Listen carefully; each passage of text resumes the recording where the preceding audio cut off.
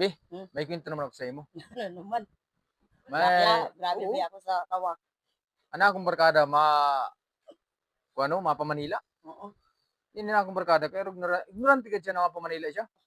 Nagkuha siya sa namo na barkada. Ngaya pre, mapa Manila ako. Ano, pag-abot sa Manila, makatrabaho na yun. Oo. Dahil sa pariyon, ay Jesus pre. Paglusad mo lang sa pier, may trabaho dahil dito. Sa Manila, grabing trabaho dito. Oo, paglusad mo lang. Kung may nagatripon, di na.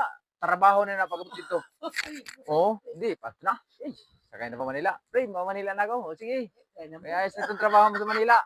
Eh, pag ato na siya sa pier. Grabe, di ay glass.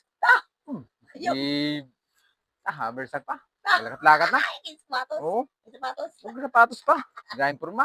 O, pag-abot niya sa pier, yay! Di, nagatripon na. Kanya, di, trabaho dayon. Sabi niya, butang niya yung pag trabaho dayon ini. Di, nagasuruntukan gali. Oh, intradahin siya, suruntukan, trabaho na ni, amo na ni, trabaho na ni. Bakbak na siya. Sa kanya na suntok kay damo-damo ito na grupo.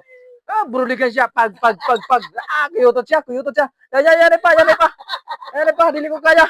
Sabi niya, nani ni, pagyawan o inadlaw. Eh kung inadlaw, mahablil ako, kaya dili kaya magtrabaho sa kanila, mauli ako. Gago!